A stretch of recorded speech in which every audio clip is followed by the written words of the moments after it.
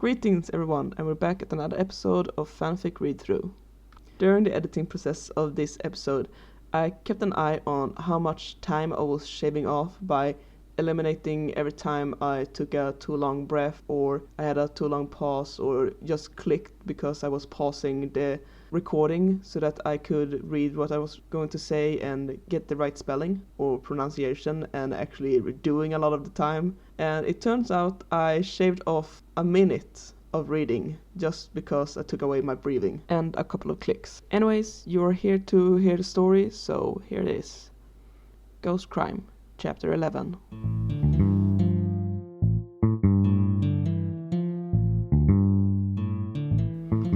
It was after 1 o'clock that Danny returned to police station, careful as always to return back to Interfenton. Sinking down in the couch in the interview room, he covered his face with his hands, closing his eyes. He tried to forget what he had just seen. He had followed FBI agents to the new crime scene, where Detective Vega had explained how the newbie cop had misfiled a report of the new victim, and it had gotten bounced around the police department all night until Luke had gone looking for it. The crime scene investigators had already gone over the alley where the body had been found, and the body had been shipped to the morgue. Danny had snuck a peek at the picture Detective Vega was showing, and had regretted it. The woman had gotten her face mutilated until there was nothing left. Her throat was cut open, and the blood had run down the front of her white blouse. The killer had cut open her abdomen, and organs were spilling out onto her lap. Danny sat up, making a sour face at the taste in his mouth. Detective Vega had explained for the agents how they had found the woman's purse at the other end of the alley, that they suspected that the killer had attacked her from behind, dragged her back into the dark corner between two dumpsters before killing her, pointing at blood splatters on the walls and where there had been drag marks on the ground.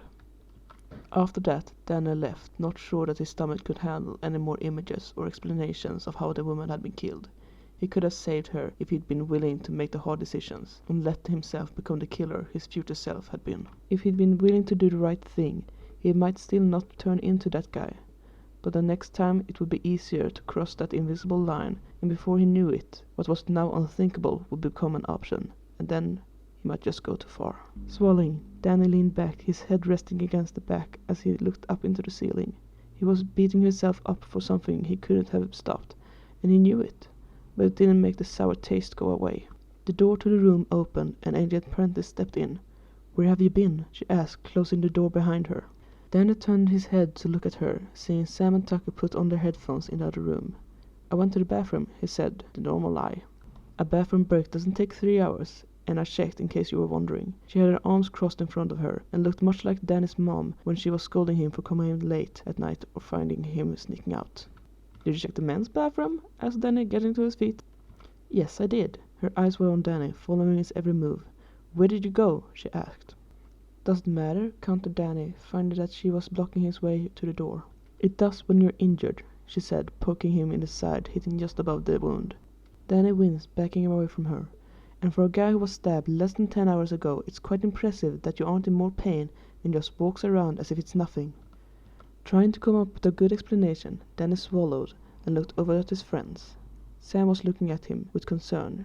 She could only hear part of the conversation, but she could see their body language and knew Danny was in trouble. Sam was shaking her head when she saw Danny's shoulders fall. "I went out to get some fresh air," he said. Sam and Tucker face-palmed. "And where did you go?" pressed Prentice. "Just out," said Danny, sitting down on the small couch. It hurt to walk. Prentice shook her head and sat down in a chair in front of Danny. "You got something on your mind?" she asked. "For a 16-year-old, you are not acting like a teenager, free from adult responsibility." Danny's eyes went back to his friends. They were both pressing their hands to the headphones, listening hard. "Take off the headphones," said Danny in Esperanto. The two exchanged a look, but took off the headphones, Sam making the "I got my eye on you" gesture. "What did you say?" asked Prentice, turning her head to look at his friends, who were talking to each other. "Nothing important," sighed Danny. "And no, I'm not free from my responsibilities." Prentice turned her head back to Danny and looked the boy over.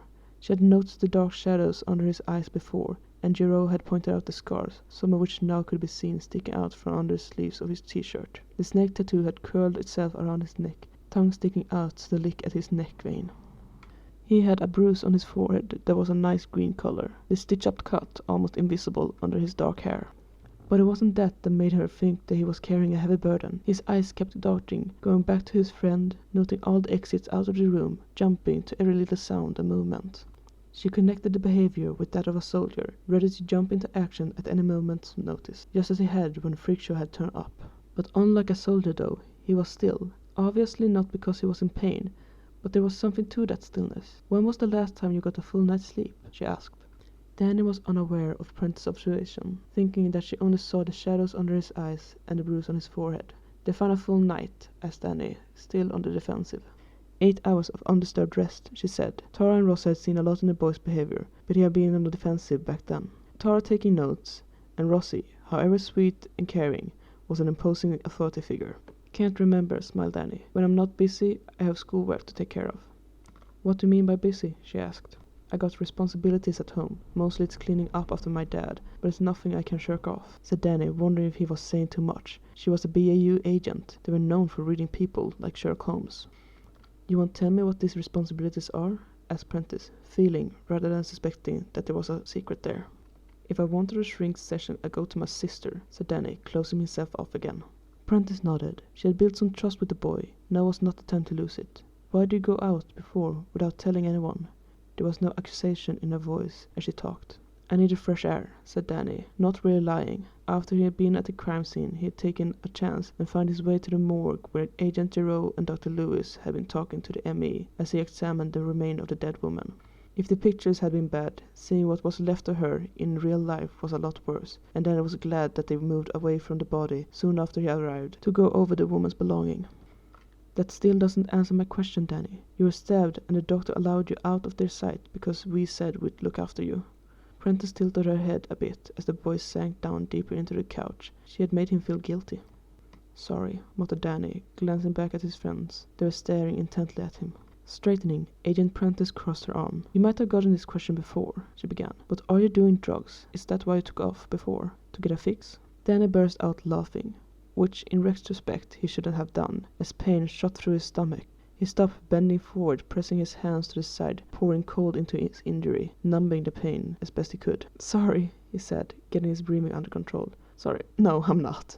He looked up at the agent, tears in his eyes. "I'm not an addict. I don't do drugs." He wiped away the tears with one cold hand. "I'm just a weird kid from a family of ghost hunters and scientists. If I look like I don't get enough sleep, it's probably because my parents being up all night hunting ghosts or doing experiments. I'm clumsy. My school banned me from even handling fragile materials. That's why I get hurt a lot, and that's why I learned to handle pain." It was an explanation, but there was more to the story than Danny was telling. But at least he wasn't doing drugs, and he seemed like a nice kid. "Then don't go off alone again. You said it yourself last night. The killer were after you at the hospital." Danny took a deep breath, and with a serious face, he nodded. End of chapter 11.